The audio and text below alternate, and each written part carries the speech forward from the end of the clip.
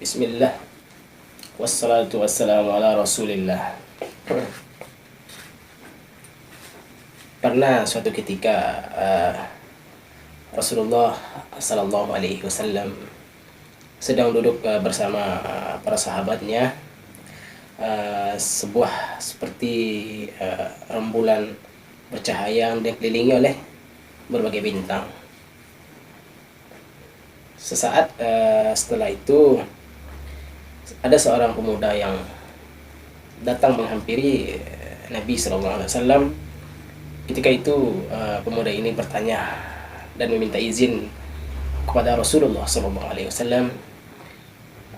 Ya Rasulullah, izinkan saya untuk berzina, katanya. Lalu para sahabat lain pun kaget.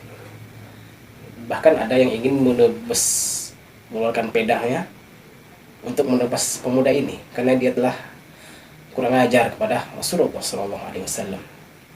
Namun mendengar perkataan pemuda ini, Rasulullah SAW pun tenang, seperti sifat beliau yang begitu tenang, yang tidak tergesa-gesa emosi. Lalu Rasulullah memberikan petuah atau pertanyaan kepada pemuda ini. Sekarang aku ingin bertanya kepadamu, kata Rasulullah SAW kepada pemuda ini.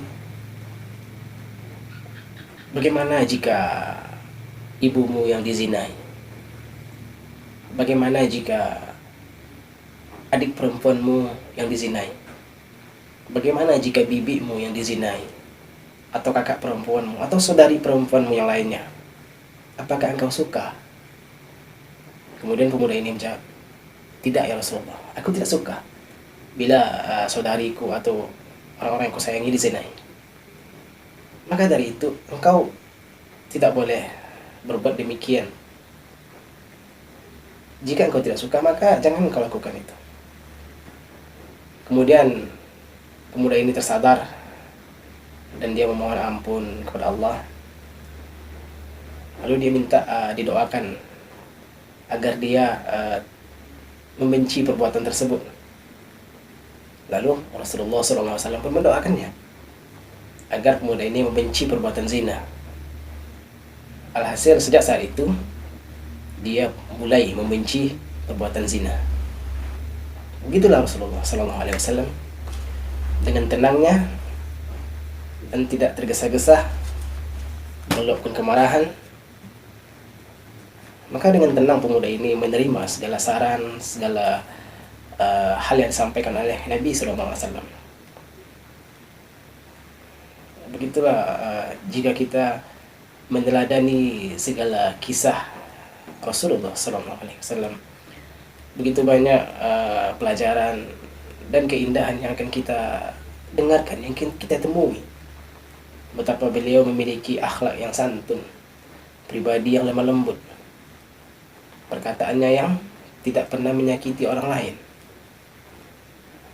Karena dengan begitu, jika seandainya Nabi SAW berperilaku keras, maka orang-orang akan menjauhinya, sehingga akan sulit untuk orang-orang menerima ajaran Islam.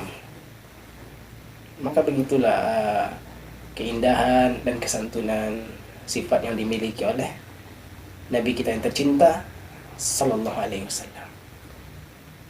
Dengan begitu membuat kita semakin rindu ingin bertemu dengan beliau, membuat kita ingin semakin dekat. Pernahkah kita berdoa agar Allah menghadirkan wajah Nabi Sallallahu Alaihi Wasallam dalam mimpi kita? Pernahkah kita berdoa? Saking rindunya kita kepada Rasulullah Sallallahu Alaihi Wasallam, kita ingin berjumpa dengan beliau walaupun hanya dalam mimpi. Pernahkah kita berdoa? Ada sebuah kisah seorang alim di masa dahulu. Dia bermimpi dia bertemu dengan Imam Syafi'i rahimahullah. Kemudian dalam mimpi itu ia bertanya kepada beliau, apa yang telah Allah berikan kepadamu? Kemudian Imam Syafi'i menjawab, aku dihantarkan masuk ke dalam surganya Allah seperti pengantin baru. Masya Allah. Kemudian dia bertanya lagi, apa yang menyebabkan engkau mendapat perlakuan seperti ini? Lalu Imam Syafi'i menjawab, aku menulis di kitab Ar-Risalah salawat untuk Nabi Sallallahu Alaihi Wasallam. Lalu esoknya dia terbangun, seorang alim ini dia terbangun, kemudian dia cari kitab Ar-Risalah, kemudian benar dia temukan ada salawat untuk Nabi Sallallahu Alaihi Wasallam. Kadangkala kita meremehkan suatu perbuatan yang kecil. Banyak orang menganggap salawat melewatkan begitu saja. Ternyata salawat memiliki keutamaan yang sangat luar biasa. Namun banyak di antara kita yang meninggalkannya. Semoga kita dapat merenungi dan mulai menyadari bahwa begitu pentingnya bersalawat kepada Nabi Sallallahu Alaihi Wasallam.